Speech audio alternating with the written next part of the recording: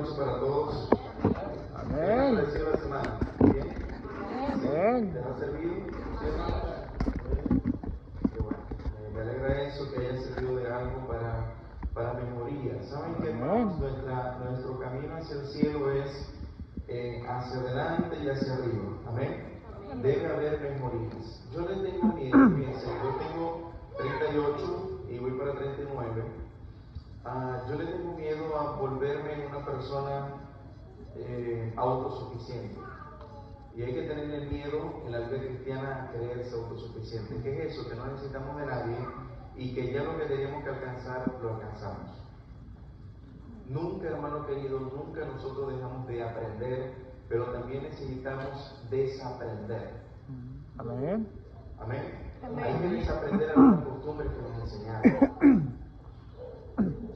Y eso se puede lograr, sí o no. Por ejemplo, en mi casa nadie decía te amo. Quizás en su casa nadie pide por favor, por ejemplo. Quizás en su casa nadie saluda.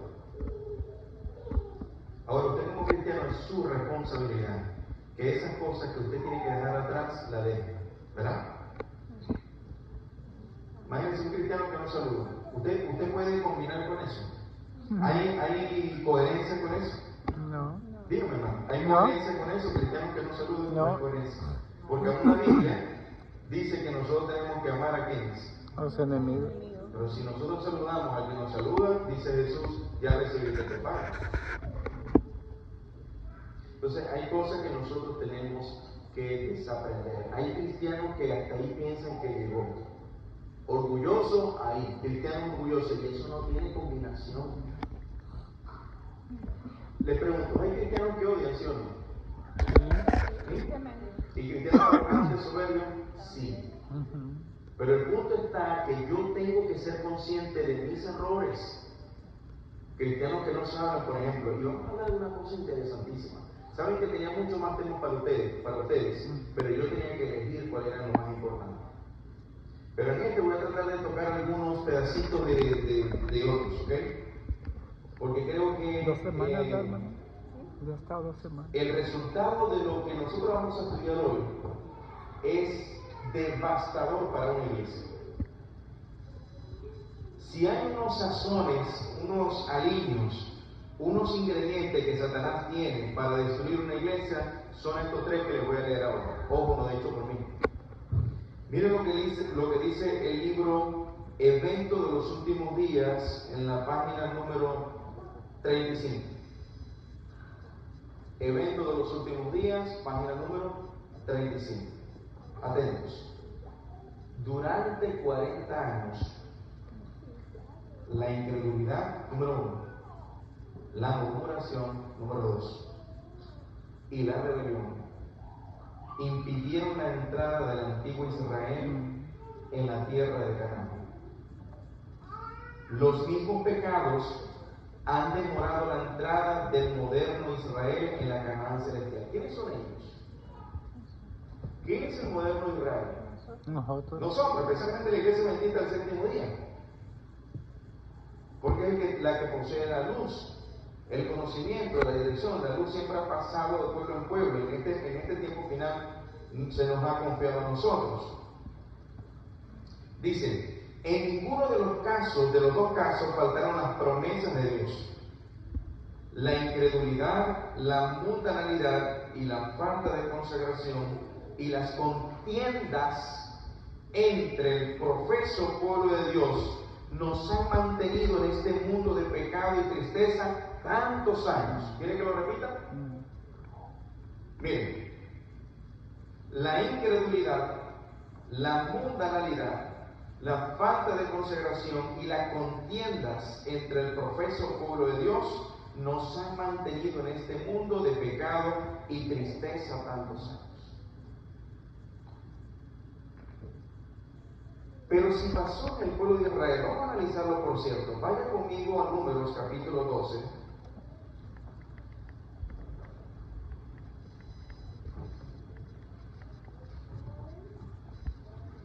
¿De dónde creen ustedes que vienen los peores ataques a una iglesia? ¿De afuera hacia adentro? Los peores ataques siempre son los de adentro. ¿Saben por qué? Porque uno no se los espera. ¿Sí o no? Uno espera que la persecución y los problemas vienen de afuera, lo que más te hace daño, pero lo que te hace más daño son los de adentro. ¿Quién mató a Abel? Su hermano. Una persona desconocida, pero su hermano. ¿Y quiénes estaban en guerra? Eran dos hermanos, Jacob y Esaú, y para completar se parecían, eran mellizos.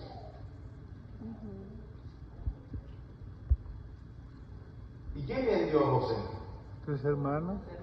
¿Quién intentaron matarlo? Sus hermanos.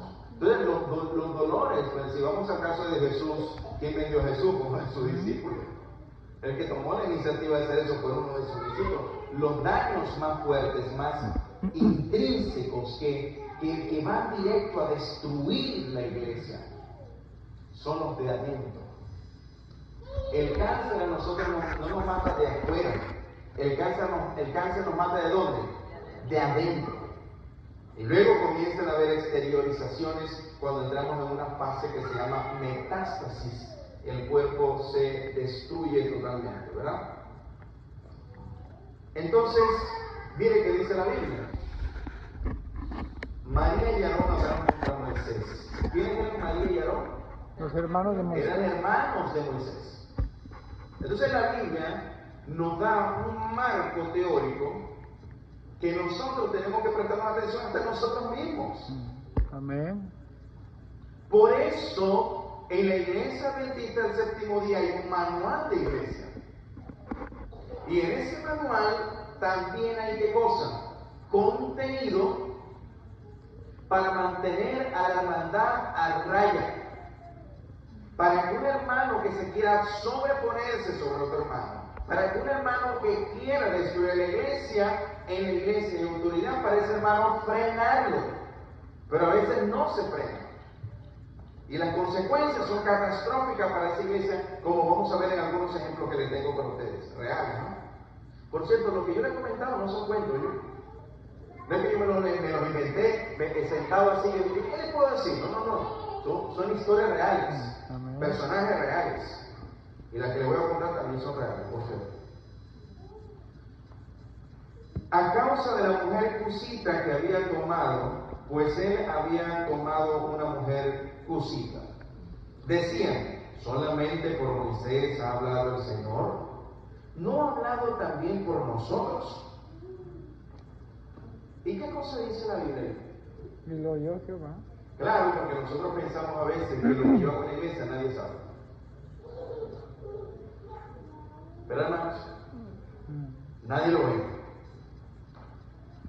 Y hay gente y hay hermanos de la iglesia que hablan, levantan la voz y pelean dentro de la iglesia, porque piensan que están en su casa.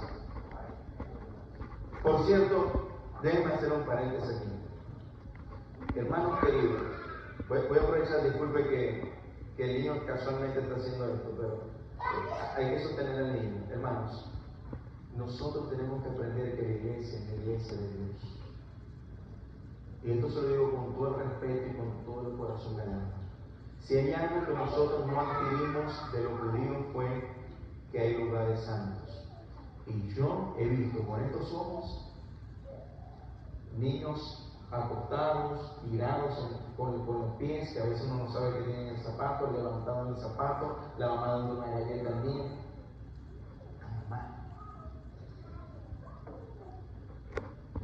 Porque este lugar, aunque no es nuestro, no es de ustedes, ¿verdad que sí?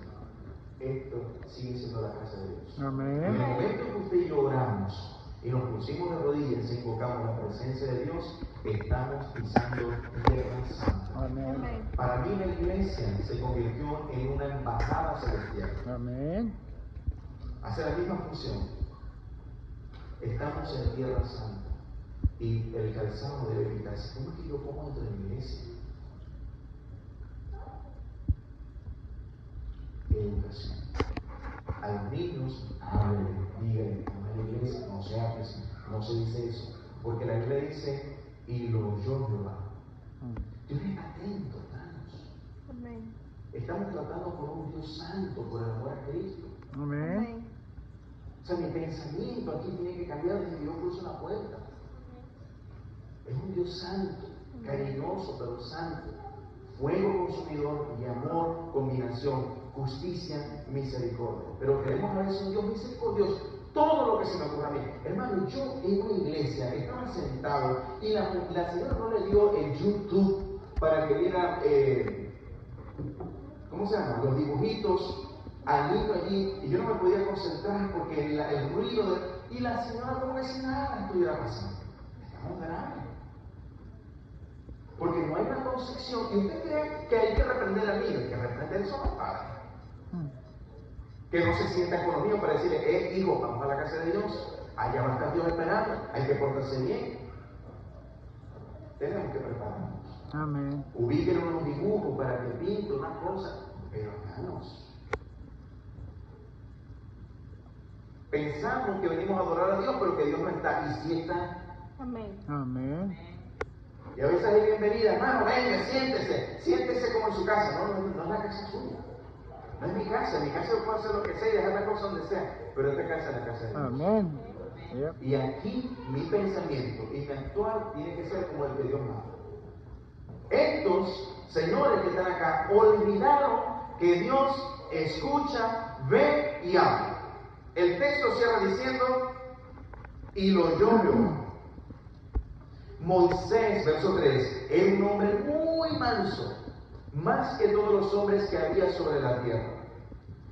Luego dijo el Señor a Moisés, a Aarón y a María, salid vosotros tres al tabernáculo de reunión, y salieron ellos tres. Verso 5. Entonces el Señor descendió en la columna de nube y se posó a la puerta del tabernáculo. 6. Y el Señor les dijo, oíd ahora mis palabras. Cuando haya entre vosotros un profeta del Señor, me apareceré a él en visión y en sueños. ¿Qué cosa? Hablaré con él. Pero con mi siervo Moisés no será así, que es fiel en toda mi casa.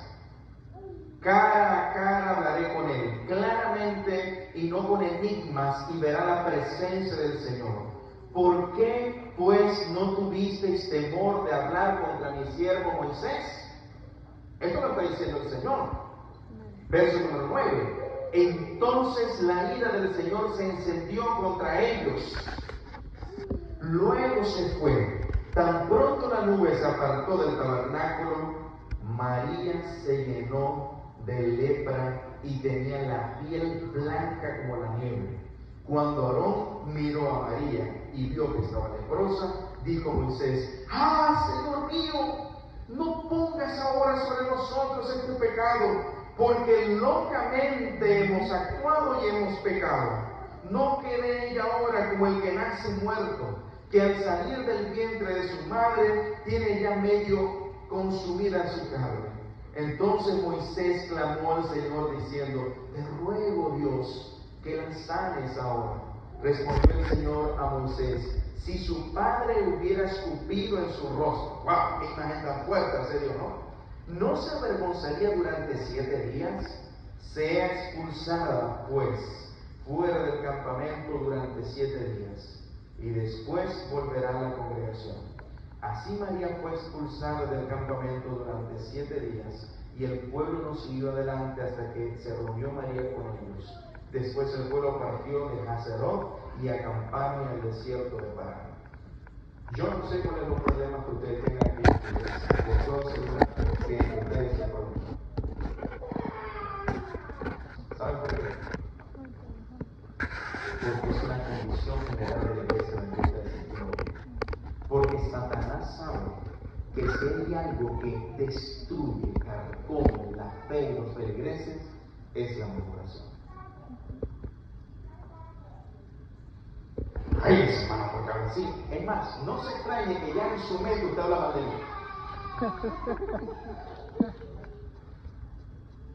Y ese hermano, ¿quién se cree? ¿Dónde no se coopera que se vaya para que lo sepa, por ejemplo, y que no me invite más? Cuidado, porque no arreglamos las cosas como Dios manda. ¿Tiene Dios una forma, un sistema cómo arreglar los problemas para la iglesia adventista del séptimo día, para toda la iglesia, por cierto. ¿Sí o no? Mateo 18. Pero nosotros no somos valientes, somos valientes a espaldas de las personas. Pero la murmuración, si no se sostiene, genera incredulidad, genera malestar. Y hay una de las características más relevantes de una iglesia murmuradora. ¿Saben cuál es? División. Porque si Satanás sabe bien que una iglesia dividida es una iglesia débil. ¿Sí o no? Divide, de hecho, en términos militares, divide y vencerás en la guerra. Divide.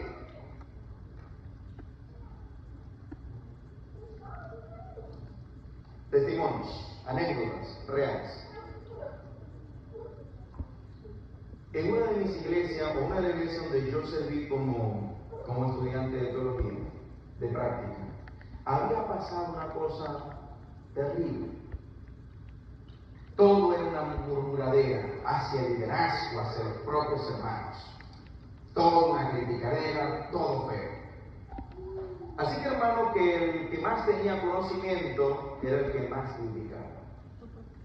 ¿Usted no ve que es una gran responsabilidad que el que tiene conocimiento tenga que manejar bien ese conocimiento, sí o no? Es una gran responsabilidad. Porque ese conocimiento tú puedes manipular. De hecho, las peores guerras, las peores ignorancias y manipulaciones han sido a través de la religión y no de la política. Se manipula las mentes, se distorsiona todo. Así que este señor surgió como primer anciano y hacía una especie de mazoreta de los escritos de la hermana White, una especie de comentarista, de exégeta, de persona que interpretaba los escritos de la hermana White. Todos los sábados, cuando le tocaba una lección o hablar o lo que sea, aprovechaba de que él era el que más podía interpretar los escritos de la G. de White y la Biblia, por supuesto. Los hermanos comenzaron a endiosar a esa persona. Oh, qué bien sabe, oh, qué bueno. Y por supuesto, uno de los temas que más le encantaban a los hermanos era ir en contra de la denominación, del liderazgo, de los diezmos, de la ofrenda. ¡Vamos, hermano!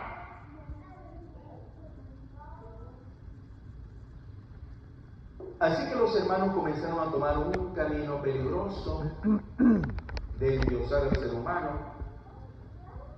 Llegaron los líderes de la misión, de la conferencia en ese tiempo. Estaba toda la iglesia llena por la expectativa de lo que iba a pasar.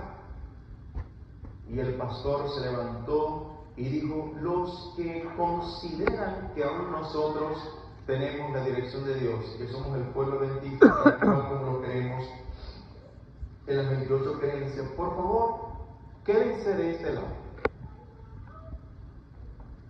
¿Saben cuántas personas se quedaron de ese lado, hermanos?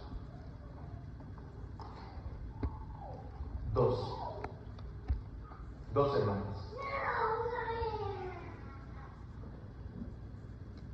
Y se ha levantado toda la iglesia en favor de este Señor.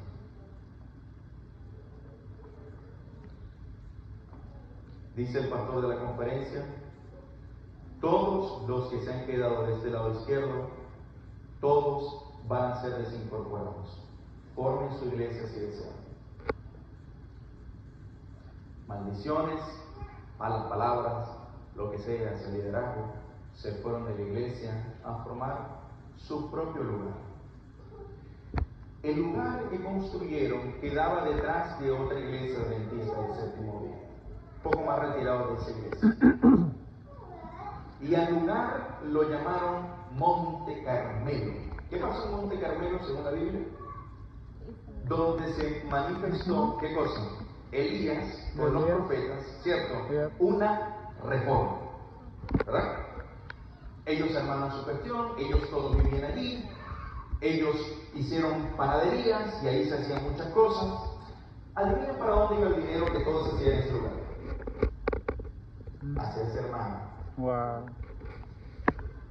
El hermano llegó a decir: el Señor me ha dicho que yo tengo que administrarles el dinero a todos. Todo el dinero se lo van a dar. ¿Cómo puede pasar eso? obedecerse. Yep. Las palabras que dije yo, convencen. El trato convierte, me mencioné hace unos días. Llegaron historias, ojo, gente que me contó de sus familiares que se fueron. Yo hice una visita, por cierto, a un señor, porque después fueron reclutando a gente de otra iglesia. Yo visité a un señor que llorando me decía, pastor, él se fue con ese señor, ese tan libre. Pero si mi esposa, ya habían pasado como 2 años, si mi esposa decide volver, yo la perdono y yo la acepto que venga a la el Señor llorando todavía teniendo esa esperanza. Les estoy hablando como de 20 años atrás. No pasaron ni 10 años, cuando viendo un día el periódico, el tal fulano, sale en el periódico, preso por violador, violaba a las mujeres que estaban allí con él. Wow. Algo así parecido a la masacre de Waco. ¿Escuchó lo que pasó en Waco? Yep.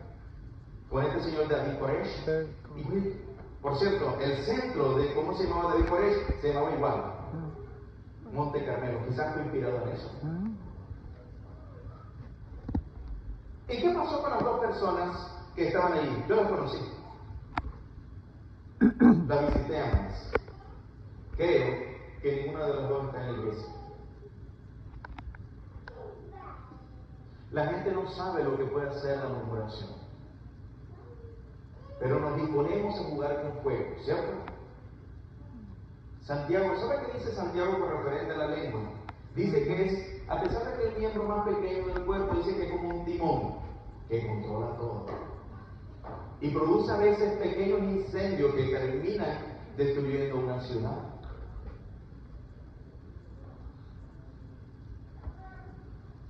¿Qué es de ese grupo actualmente? No sé, yo tengo tiempo que no voy a mi país, no lo sé. Pero llegué a dirigir la iglesia que está exactamente detrás del lindero de ellos. Una como si fuera una ciudad cerrada. Llegué a probar el pan, la marca del pan de ellos se llama Abiú, un pan de relleno de guayaba, utilizan endulzante de stevia, muy rico por cierto, pero todo ese dinero va a ese señor. Le habían metido no sé cuántos años de cárcel por violación, le pagó al gobierno, como todo es una corrupción, salió y lo volvieron a recibir, y ahí estaba. Wow. ¿A dónde llega la ignorancia? Yep. Hermanos, nuestras iglesias divididas son débiles. Si usted tiene un problema con un hermano, si usted tiene un problema con alguien, Mateo 18 tiene la solución. Gloria a Dios. Amén. ¿Cuál es la solución de Mateo 18? Si tu hermano peca contra ti, dice la Biblia, ¿qué cosa hay que hacer? Anda y ve. Ve tú, ¿y qué cosa? Con él solo. ¿Qué cosa? Repréndelo. A ver, si te escucha muy bien, excelente. Pero si no te escucha, dice la Biblia en San Mateo 18, ¿qué hay que hacer? Está 2 o 3. Ve con un hermano o con otro a hablar con él. Para que en boca de 2 o 3 personas conste toda palabra. No es que el hermano dijo, no, yo no quise decir eso porque hay gente que es guaminoso, decimos nosotros. Resbaloso, jabonoso. No haya como agarrarlo y dice una cosa con una persona, pero con otro dice otra, y uno al final dice, no sé qué hermano está diciendo. Pero nosotros los cristianos tenemos una reprensión de parte de Jesús que dice, nuestro hablar sea como, sí, sí, ¿y qué cosa? No, usted no tiene que jurar, te lo juro por Dios y mi madre que lo que te estoy diciendo es verdad. No tiene por qué decir eso. Porque el hablar del cristiano tiene que ser creíble, sí, sí. Y cuando el cristiano se equivoca, debe reconocer. Pero venimos de culturas, hermanos, que reconocer el error pareciera ser una fuente de debilidad terrible. ¿Por qué equivocarse tiene que ser tan vergonzoso para nosotros? Agarramos los caminos verdes por ahí y damos vuelta. Y a veces hacemos mucho daño tratando de dar esa vuelta. Y somos los que ven un panal a veces de abejas, ¿no? Le tiramos una piedra, salimos corriendo y todas esas abejas le pican a todo el mundo, menos al que le tiró. A veces somos así. Y hay iglesias así, hay hermanos que tienen hermanitos así. Y después uno se siente y los ve aquí, hermano, el amor de Cristo lo constriñe. Wow. Yo no le estoy mintiendo, ¿eh? yo fui a predicar en una iglesia donde ese hermano peleaba con todos los pastores que iban. Ese era su hobby. Wow. El hobby del hermano era pelear con todos los pastores. A mí me conoció y me dijo, pastor, yo creo que sepa de antemano. Yo, wow, está lleno de amor ese señor. Y dice, yo tengo un saco atrás, porque hay un señor más de 70 años, tengo un saco aquí, lleno de cabezas de pastores. Y si se descuida, yo voy a poner la suya también. Pasaron 2 semanas y me tocó ir al sitio y cuando lo veo, la lección de esa escuela sabática la estaba dando el hermano. Hermanos, tenemos que amarnos definitivamente, Dios se acaba. Todos nosotros abriendo nuestro corazón. Pero este no es el hermano, ¿cómo se llama? Juan Cabeza, que le anda arrancando la cabeza a medio mundo. Pero no tenemos temor de Dios. Y ese hermano tenía mucho conocimiento y citaba a la hermana Juan, claro, de la boca para afuera. Y pensamos que así es el cristianismo. Yo voy a la iglesia y me siento, me voy, me siento. No es así. Tenemos que tener cuidado, hermano querido, con la incredulidad, con la murmuración, las divisiones dentro del pueblo de Dios, porque le damos cabida al enemigo y hacer sangre en la iglesia. Otro relato más, una iglesia decidió no creer que el Espíritu Santo es una persona y que es Dios. Toda la iglesia le creyó a un solo hermano. Wow. Los dirigentes de la iglesia llegaron, los pastores, los secretarios, hermanos, esta es la creencia número 4, Dios 5, Dios Espíritu Santo, aquí está todo, esto como iglesia no cree. No, son 2 nada más, el Padre, el Hijo, el Espíritu Santo es parte de ellos. Muy bien. Llega el presidente y dice, hermanos, no me queda otra cosa que decirles, que ustedes por apóstatas van a ser desincorporados de la iglesia. Se levantó el primer anciano y dijo, cállese la boca, usted es un perro sucio. El primer anciano. No nos da temor de en dónde estamos. Porque pensamos que esta es mi casa. Estamos errados, hermanos. Yo mismo he visto gente como se levanta en una reunión y habla y grita y pelea y me voy aquí y tira la puerta. Claro, son unos sinvergüenzas. Porque piensan que esas malcriadeces que hacen en su casa la pueden hacer aquí. Y después uno se entera, la hermana ya cayó tiesa en la casa. ¿Y qué le pasó? Ay, tan sana que se le veía. Porque hay un Dios santo. ¿O no estaba sana María cuando comenzó a hablar? Yeah. Dígame. ¿Estaba sana o no estaba sana María? Estaba sana, claro que sí. ¿Y qué le dio? Le dio lepra. Yep. Lea en su casa con cuidado 2 Corintios capítulo 11. Hablando el apóstol Pablo acerca de los abusos en la cena del Señor. Y que muchos han muerto. Que mucha gente, dice el apóstol Pablo, ha padecido enfermedades y muchos de ellos han muerto por no tomar el rito con la seriedad que se merece. Léalo bien. En oración, creo que es el verso 20, capítulo 11. Claro, porque pensamos que Dios, ay, tan bueno que Dios me tiene que acercar, ¿verdad que sí? Ay, pero ¿qué le pasó a la hermana? No sé. Se murió. Y viene el pastor y hay que enterrarlo. ¿Ven? Porque estamos en la presencia de un Dios que es Santo. Amén. La iglesia toda fue desincorporada, desapareció la iglesia, se reunieron en otro grupo, pastor, sacaron otra creencia más y de ese grupo salieron 3 grupos más y de esos 3 grupos se iban dividiendo en pedazos. Porque la presencia de Dios cuando se retira de la iglesia, ¿a qué venimos? Vaya a un bar mejor. Vaya a una discoteca, perder a sandunguear porque ahí van a disfrutar que en una iglesia donde Dios no está. ¿Oyó? Nosotros como feligreses debemos procurar que aquí cuando vengamos traigamos a Dios. Amén. Y a veces uno viene amargado a la iglesia a pelear con los hermanos. Y traer ese espíritu para acá, déjeme decirle, lo que hace es debilitar a la iglesia. Y el enemigo muerto de la risa con nosotros. Hermanos aquí viendo películas, viendo novelas, hablando de novelas. Muchachos aquí viendo fotos, jugando. Señoritas jugando en el teléfono dentro de la iglesia. ¿Qué disparate nos pasa? ¿Dónde están los padres de esos muchachos? Que no le dicen nada, hermano, ¿sabe qué? Déjenlo en su casa, hermano.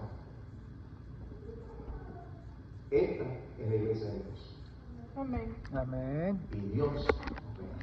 Amén. ¿Qué hay que hacer según la Biblia cuando un hermano uno va? Le dice, hermano querido, que está murmurando, hermano que la división, hermano que usted dice, y hermano para acá, y el hermano no hace caso. ¿Sabe qué dice la Biblia? Miren. Quizás usted lo habrá leído, como y le pasó como a mí, no le prestamos atención, pero miren lo bueno que es este texto. Tenemos por gentil y publicano. Capítulo 3.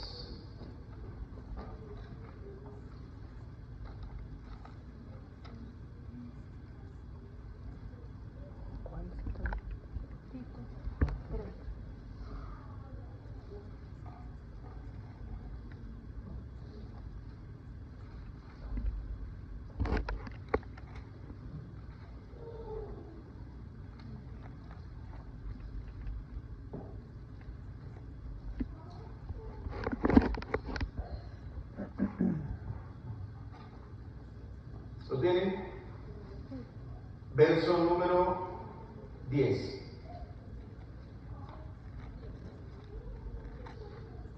Vamos a leer desde el 9, que está interesante también el 9. Capítulo 3, verso 9, 10. Creo que el 11 también lo vamos a leer. Listo. Pero evita cuestiones necias como genealogías, contiendas, discusiones acerca del rey, porque son vanas y sin provecho. Al que cause divisiones, atención pastor, al que cause divisiones después de una y otra amonestación, ¿qué cosa dice la Biblia? Desechen. Sabiendo que el tal se ha pervertido y que peca y está condenado por su propio juicio. ¿Qué hay que hacer entonces con el que causa división? Hermanito, pero mire, se está peleando, hermano, vamos al río, a la playa, y a la playa se va una cosa terrible. Hay hermanos que son expertos en llevar la contraria. ¿Sí? Son especialistas en llevar la contraria. Por más que la idea sea buena, todos se quedan callados. Pero ¿saben qué? Yo estaba imaginando que posiblemente no nos va a ir bien. ¡Wow!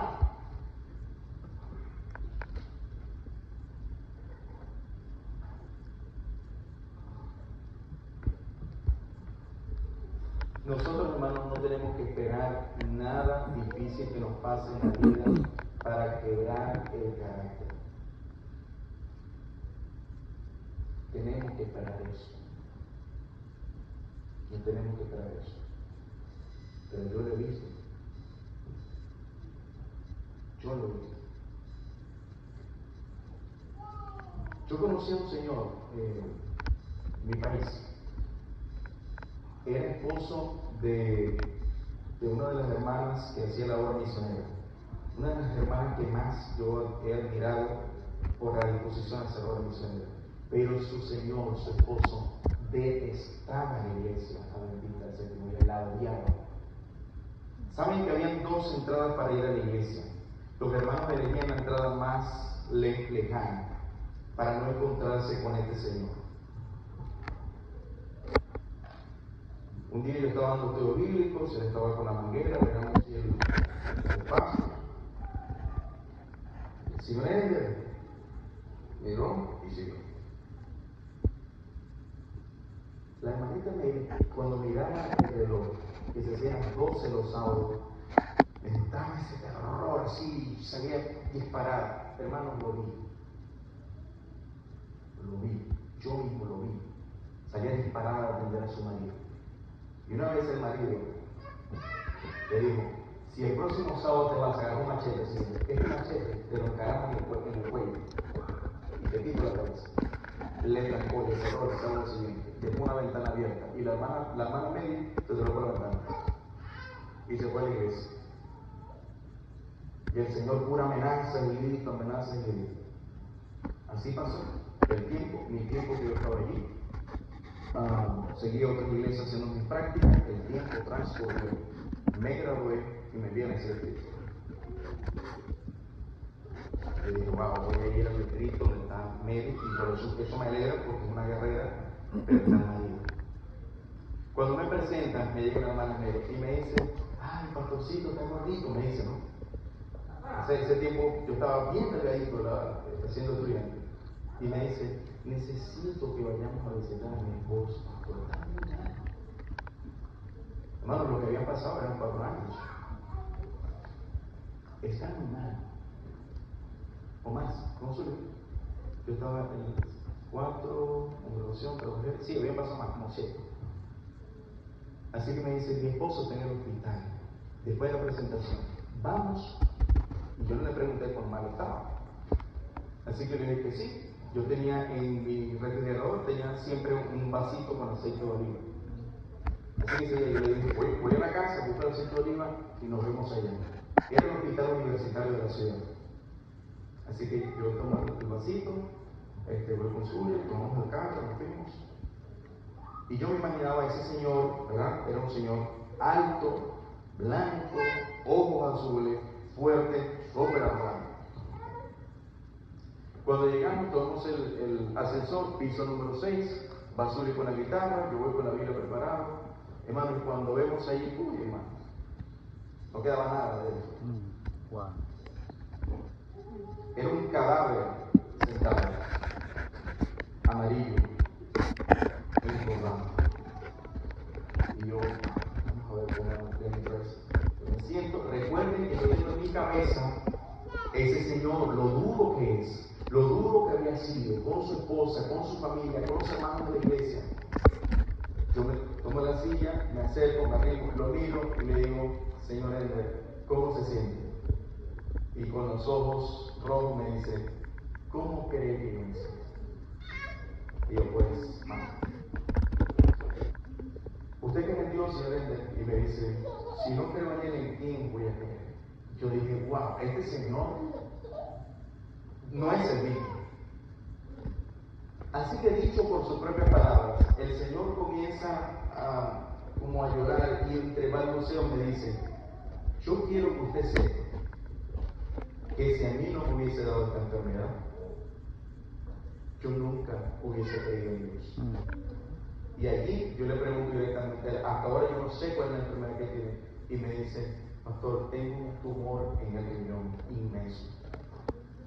Y me acaban de dar la noticia que tengo metástasis. No hay esperanza para mí. Y yo le digo, bueno, sabiendo esto, ¿a usted no le gustaría ser ungido hoy? No solamente para sanación, sino para el perdón de sus pecados. Y me dice, yo estoy abierto a todo lo que usted me diga. Y yo emocionado, hermano, yo decía, wow, pero ¿cómo puede una persona cambiar así? Amén. Y le digo, pero antes de yo ungirlo, yo quiero verlo a usted pidiéndole perdón a su esposa. Y allí en la camilla le digo, hermana Mary, póngase aquí frente a él. Yo no estoy inventando, hermano, aquí está Suri estaba en ese cuarto, sentados de frente. Y le dice al Señor Hermes, yo me imagino que lo más duro en tu vida fue casarte conmigo. Pero en esta hora yo te quiero pedir perdón por todos los maltratos y los golpes que yo te di. Y esperando la respuesta de su esposa, la hermana Mary, así que agarrándose las manos. Yo me imagino todos los recuerdos, ¿cierto? Si vas a la iglesia, te arrancas la cabeza con ese machete, los golpes que habrá recibido esa hermana, de ese señor. Años así. Y la hermana Mary dice, yo no te voy a negar, que fue una tortura ser tu esposa. No te voy a negar que vivió un infierno a tu lado. Pero yo soy una hija de Dios. Amén. Y en el nombre de Jesús yo te perdono. Amén. Lo abrazó y le dio un beso. Y le digo, ahora le toca a su hijo. Su hijo se llamaba igual que él. Hasta ese momento su hija estaba llorando. Yo con la garganta, el nudo en la garganta. Y lo miro y le dice, hijo, perdóname tanto golpe que te di con un palo, con una correa, un cable, con lo que sea que agarrado. Pero quiero decirle que yo te amo. Y el poco tiempo que me queda, quiero disfrutarlo a tu lado. Hermano, entró como una brisa en ese. Yo creo que fue la presencia de Dios. Amén. Amén. Una cosa tan linda que ustedes se levantaron, se abrazaron y juntos, Suri y yo también nos unimos ahí en abrazo de esa familia y de ese perdón. Y después que se secaron las lágrimas, bueno, hay un paso más que hacer. Usted está casado, usted no tiene un impedimento, usted se tiene que bautizar. Me dice el Señor, ¿cuándo quiere que me bautice? Y le digo yo, el próximo sábado. Amén. El próximo sábado nos vemos ahí, dice el Señor. El siguiente sábado, en ese tiempo, como yo iba comenzando, no podía bautizar, vino un pastor de la conferencia a bautizarlo, yo le tomé las fotos, el video, nos abrazamos y pasé el proceso más difícil de una persona con cáncer. De hecho, mi hermano ahorita tiene cáncer, mi suegro murió de cáncer. Qué duro es esa enfermedad. Qué duro, de verdad que es ver cómo tu ser querido se desmorona, se desintegra. Así que después del bautismo yo lo visité y comienzo a verle al hermano bultos en el cuerpo. Bultos. Y él está en shock y me concentro en un tumor que tenía en la rodilla. Y decía, wow. Y él me hace la petición que hasta el día de hoy, yo creo que nadie me la ha repetido. Él me agarra la mano, me la aprieta y me dice, pastorcito, usted puede pedirle a Dios que me envíe el descanso lo más pronto posible, no aguanto más. Yo me acuesto de lado y hay 5 tumores que me toman. Me pongo hacia arriba a acostar, tengo un montón de tumores en la espalda. No encuentro, aquí donde me ve usted sentado, tengo unos tumores que lo estoy apretando. Todo el día siento dolor, pero puede pedirle a Dios que me envíe el descanso. Yo estoy listo, pastor. Yo le pedí perdón a mi esposa, le pedí perdón a mis hijos. Yo estoy en paz con Dios. Yo no quiero sufrir más, puedo orar por eso. Y yo le agarro la otra mano, nos miramos juntos, y yo le dije, yo voy a orar por eso. Pero déjeme decirle, hermano, una cosa. Que usted y yo vamos a tener una cita que vamos a concretar hoy. ¿Sabe que hay una promesa donde los redimidos se van a reunir en el mar de cristal? Amén. Ahí al lado del árbol de la vida. Algún día, no muy lejano usted y yo, vamos a continuar esta conversación que vamos a dejar aquí en la tierra. Y ya usted no va a tener esos tumores, ¿sabe qué, hermano? Va a ser radiante, joven, fuerte. Amén. Como lo fue hace años atrás. El Señor comenzó a llorar y me dice, yo voy a estar en ese sitio. Amén. Búsqueme. Amén.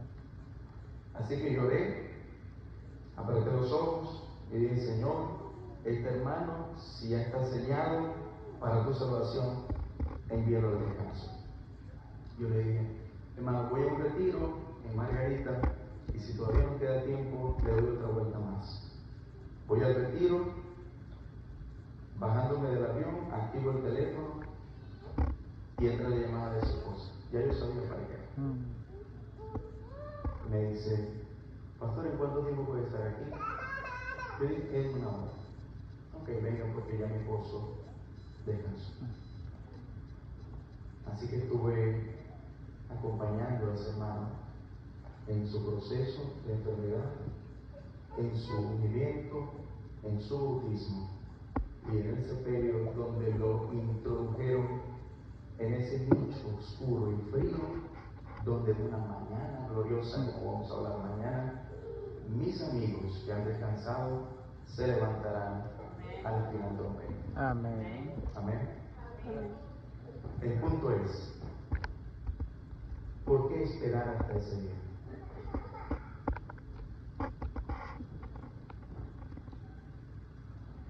¿Por qué esperar ese golpe final? Dulce hoy te llama, decía el canto del hermano suyo. ¿Qué harás? ¿Le rechazarás o le servirás? Pero ese es el caso de Ender. ¿Cuántos casos no hay de personas a punto de morirse, como el papá de mi hermano Joel, como el caso de mi papá, que lo voy a contar mañana, a punto de morirse y no aceptan al Señor? ¿Por qué? El padre del hermano Joel, anciano, mi anciano, un hombre de Dios, rogándole a su papá en el hospital, papá, acepta a Jesús en tu último momento. Le faltaban pocos segundos, nada más, acepta a Jesús. Y lo último que pudo balbucear fue, hijo, eso no es para mí. Y murió. Wow. Wow. ¿Por qué, hermanos, dejamos que el corazón se cierre tanto como una ostra? ¿Saben por qué, hermanos? Porque nosotros nos acostumbramos a vivir una vida cristiana para otros, pero no para nosotros. Prediquemos el Evangelio a otros. Amémonos, pero otros que se amen. No, yo no. Saludemos, pero otros que saluden, pero nosotros no. Seamos felices, que otros sean felices. Eso es lo que predicamos a veces. No tenemos que murmurar y criticar, pero lo hacemos. Yo quiero decirles, hermanos, que nos pongamos las pilas porque pronto el Señor Jesucristo viene. Y todas estas cosas que estamos viendo en este país anuncian que las libertades se están acabando. Las libertades religiosas se están desmoronando y algún día, hermano querido, toda esta persecución se desatará. Y, hermano querido, solo se tendrán firmes aquellos que pusieron su vida al servicio de Dios. Amén.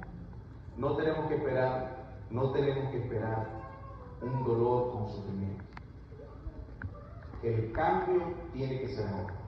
Cierro. Hay una persona que se quiere bautizar aquí, que quiere decirle, Señor, yo quiero prepararme. Hoy es el momento. Yo decido escuchar tu voz y decido entregarme a ti. No tengo por qué esperar más. Tenemos aquí a alguien dispuesto a escuchar la voz, no pasar más tiempo perdiendo el tiempo en otras cosas que no va a dejar absolutamente nada. Tenemos a la persona, tenemos una persona que le gustaría entregar su vida a Cristo Jesús. El tiempo pasa muy rápido, ojalá que uno lo entienda, pero a veces no lo entendemos. Hay una persona que, escuchando la voz de Dios, decide poner su vida en las manos del Señor. No hay que esperar. Hoy te sientes joven y mañana no. Hoy estás sano, mañana no. Hay una persona que quiere entregar su vida a Cristo Jesús. Si no lo hubiesen, voy entonces con los hermanos. Hermanos, ya tenemos tiempo.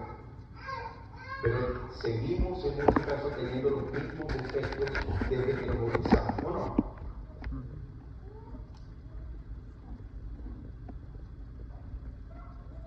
¿Cuántas veces no me presentaron a mí en la iglesia diciendo, hermano, tenemos que una semana que soy un peñón de la iglesia? ¿Qué se imagina eso?